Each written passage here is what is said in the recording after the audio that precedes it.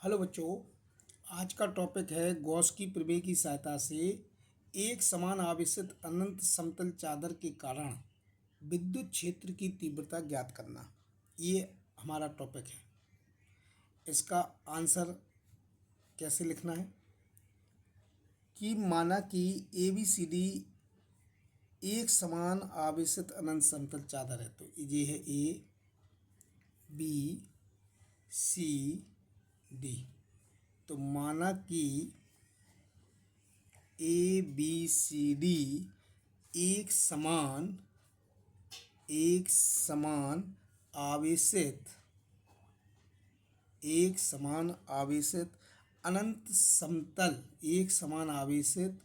अनंत समतल चादर है जिसका पृष्ठीय आवेश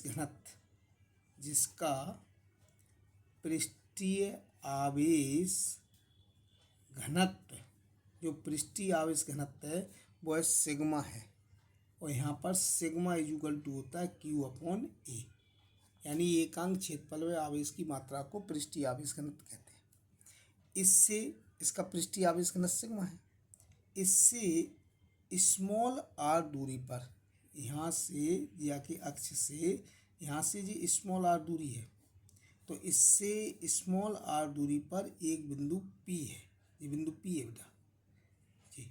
तो इससे स्मॉल आर दूरी पर एक बिंदु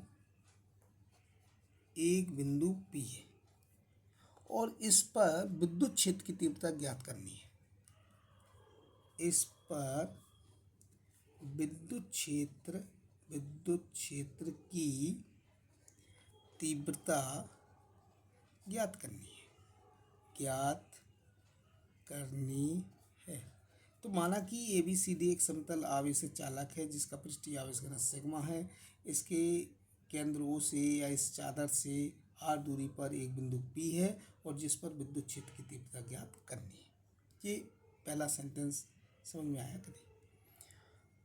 अब चादर के दूसरी ओर उतनी ही दूरी पर जाके जस्ट दूसरी ओर इतनी ही दूरी पर एक दूसरा बिंदु पी डैश लिया।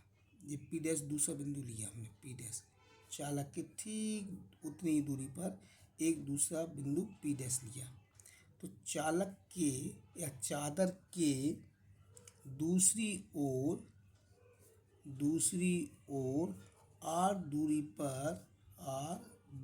पर एक बिंदु पी डैश लिया। एक बिंदु अपन ने दूसरा बिंदु पी डैश लिया। तो पी डैश इस प्रकार लेते हैं ये अपने दूसरा बिंदु लिया पी डैश इस प्रकार लेते हैं कि पी डैश चादर के लंबवत हो। पी डैश चादर के लंबवत हो। ये इस प्रकार अपन लिया कि पी डैश चादर के लंबवत हो। तो ये एक दूसरा बिंदु पी डैश लिया। अब आगे ये है कि पी डैश को अक्ष मानकर, यहाँ देखना बेटा, पी डैश को अक्ष मानकर, ये अक्ष मानकर एक बेलन की कल्पना की। ये अपने एक कल्पना कर ली, एक बेलन की कल्पना की। अब चादर के दोनों ओर इस बेलन के प्रत्येक वृत्तीय पृष्ठ पर, तो चादर के दोनों ओर इस बेलन के, जो बेलन अपन ने माना जी वाला बेलन की कल्पना कर ली थी। तो चादर के जो दोनों ओर जो बेलन की कल्पना करी थी अपन ने, तो चादर के दोनों ओर इस बेलन के प्रत्येक वृत्तीय पृष्ठ का क्षेत्रफल ए है। इस बेलन के प्रत्येक वृत्तीय पृष्ठ का क्षेत्रफल कैपिटल ए है। तो वृत्तीय पृष्ठ का क्षेत्रफल ए है। ये क्षेत्रफल जाका ए है। क्या है? क्षेत्रफल ए। और इसका भी क्षेत्रफल बेटा ए है। और ये एक वक्री पृष्ठ है। तो ये जो वक्री पृष्ठ है तो इसका वक्र पृष्ठ का क्षेत्रफल भी कुछ भी होगा, लेकिन ये वृत्तीय क्षेत्र की तीव्रता की जो दिशा है, वृत्तीय क्षेत्र की तीव्रता की क्या है, दिशा है। तो वो जो डायरेक्शन है वृत्तीय पृष्ठ के क्षेत्रफल की दिशा जो है, तो इसमें क्या है कि ये तो क्षेत्रफल है, इसकी दिशा समान है, लेकिन इसका जो क्षेत्रफल है, ये इसका क्षेत्रफल ये आपकी हो गई विद्युत क्षेत्र की दिशा, तो जी हो गई आपके पृष्ठ के क्षेत्रफल की दिशा। तो इन दोनों में जो 90 डिग्री का एंगल बना, तो यहाँ पर जो फाई होगा वो होगा ई डी एस कॉस 90, और कॉस 90 का मान होता है 0, और इसका जो फाई होगा, ये डायरेक्शन एक ही ओर है, तो इसका फाई होगा तो ई ए कॉस 0, और कॉस 0 की वैल्यू 1 होती है, तो इसका फाई ई ए होगा, और इसका भी जो फाई ई होगा वो भी ई ए कॉस 0 होगा, तो इसका भी फाई होगा आपका ई ए। अर्थात जो विद्युत फ्लक्स, गुजरने वाला विद्युत फ्लक्स है, तो इसका ये क्षेत्रफल ए है। अतः बेलन के वक्री पृष्ठ विद्युत क्षेत्र के समांतर होगा। तो बेलन का जो वक्री पृष्ठ है, वक्रीय पृष्ठ, जो वक्री पृष्ठ है जी वाला, तो जी होगा विद्युत क्षेत्र के समानांतर। तो वक्री पृष्ठ क्या होगा, विद्युत क्षेत्र के समानांतर होगा। बेलन का वक्री पृष्ठ विद्युत क्षेत्र के समांतर होगा, और उससे निकलने वाली वह रेखाएं पृष्ठ के लंबवत होंगी। तो वक्री क्षेत्र विद्युत क्षेत्र के समांतर होगा। तो विद्युत क्षेत्र के समानांतर होगा, और निकलने वाली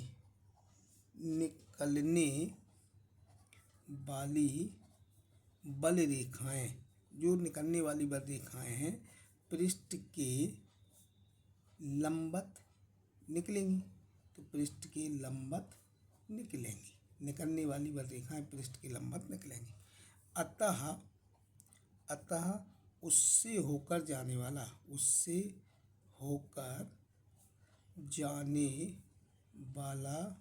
विद्युत फ्लक्स जो होगा वो शून्य होगा। देखो वक्री पृष्ठ का जो विद्युत फ्लक्स है वो शून्य होगा। ये देखो शून्य हो गया, ये शून्य कर दिया मैंने वक्री पृष्ठ का। अब आ जाओ बेलन का वृत्तीय सिरा विद्युत क्षेत्र के लंबवत है, तो लंबवत है। अतः वृत्तीय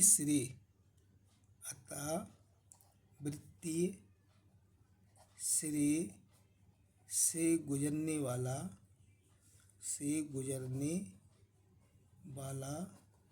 विद्युत फ्लक्स, तो वृत्तीय सिरे से गुजरने वाला कुल विद्युत फ्लक्स, कुल विद्युत फ्लक्स होगा बराबर, या फाई बराबर ये ई ए और प्लस ई ए। तो कुल विद्युत फ्लक्स होगा फाई बराबर 2E और गॉस की प्रमेय क्या कहती है, गॉस की प्रमेय से फाई इक्वल टू होता है 1/ε0 तो ये समीकरण 2 हो गया, ये समीकरण 1 हो गया।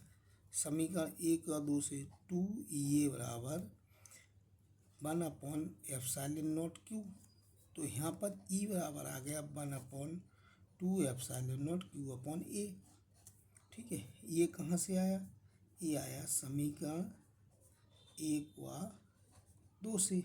और ये पृष्ठीय आवेश घनत्व, तो जो पृष्ठीय आवेश जो घनत्व होगा बेटा वो होगा सिग्मा इक्वल टू Q/A।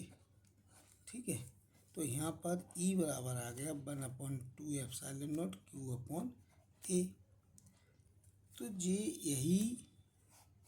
यही तीव्रता के लिए व्यंजक है।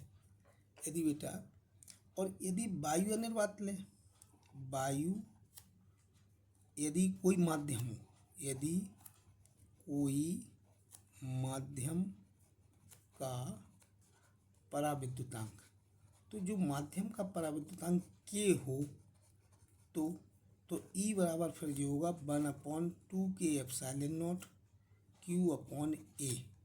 तो ये आएगा 1/2 k Q/A।